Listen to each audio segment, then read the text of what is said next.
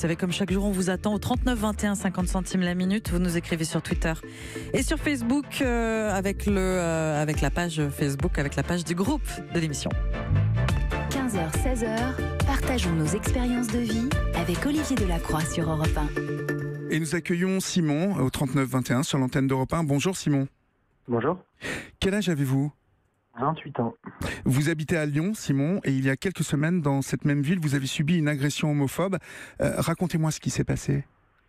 Mais j'étais avec quelques amis venus de Paris pour passer le week-end avec moi, et en sortant d'un fast-food, place Bellecour, donc en plein centre de Lyon, on a été pris à partie par 4 jeunes garçons qui nous ont insultés. Alors tout d'abord, ça a été salut les filles, mais bon, vu qu'on n'était que des garçons, on a vite compris le sens de leurs propos, et ensuite on est passé directement à des sales PD.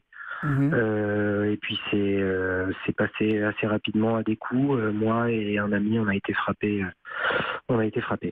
Est-ce qu'il y avait des témoins de cette scène ? Oui, il y avait beaucoup de gens, je dirais entre 20 et 30 personnes autour de nous, qui sont accumulées au fur et à mesure de la scène, mais personne n'est intervenu. D'accord. C'était à l'intérieur du fast-food ou à l'extérieur ? Non, c'était en extérieur. C'était vraiment devant la terrasse du fast-food, à la sortie de la station de métro. Donc c'était vraiment dans la rue. Et quel âge avaient vos agresseurs ?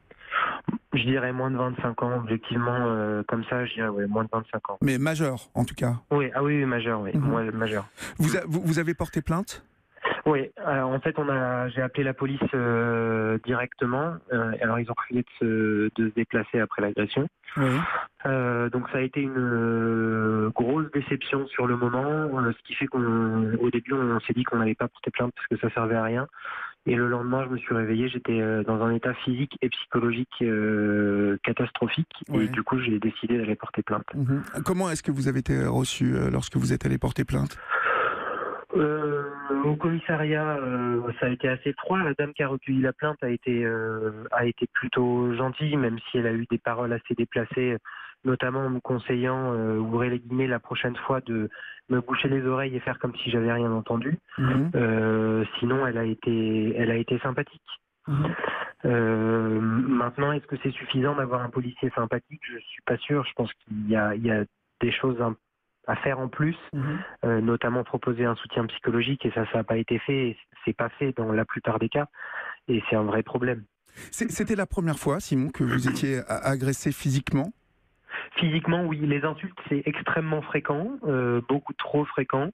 Les coups, c'était la première fois, oui.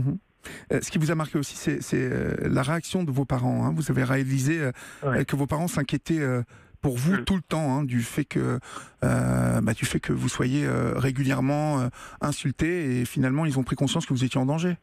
Oui, c'est ça. Moi, je mesurais pas cette inquiétude-là, et c'est après l'agression, quand je les ai tenus au courant de ce qui s'était passé, que j'ai réalisé qu'ils étaient inquiets au quotidien, en fait. Et au moment où je les ai eu au téléphone, ils ont réagi. Mon père a été choqué, ma mère a pleuré, et en fait ils m'ont avoué qu'ils vivaient en permanence avec cette peur-là, parce qu'ils savent que à cause de notre sexualité, on est en danger en permanence. Comment vous vous sentez après cette agression ?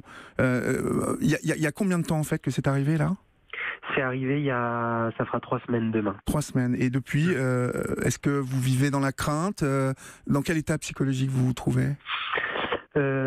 C'est un mélange de peur en permanence. Enfin, en tout cas, dans la rue, c'est pas l'insouciance d'avant, même s'il n'y a jamais eu d'insouciance complète. Hein.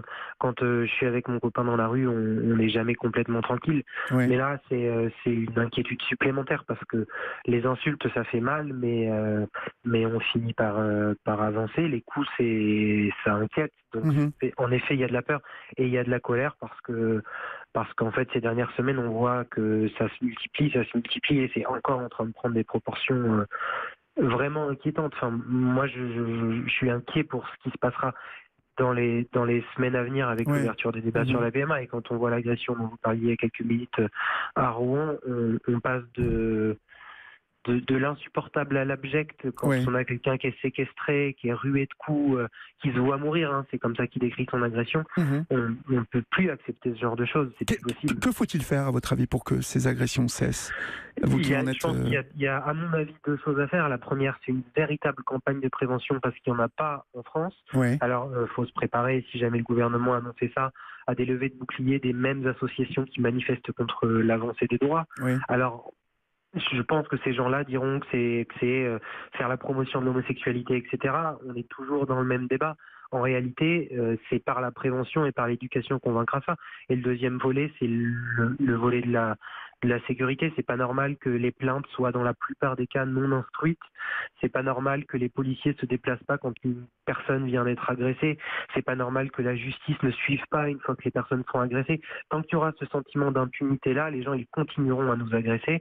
Tant qu'il n'y aura pas d'éducation faite auprès des jeunes à l'école, au collège, au lycée et même après, on continuera à être agressé et ça avancera pas. Donc ces deux volets-là seront pas réellement, on n'avancera pas sur ces deux volets-là.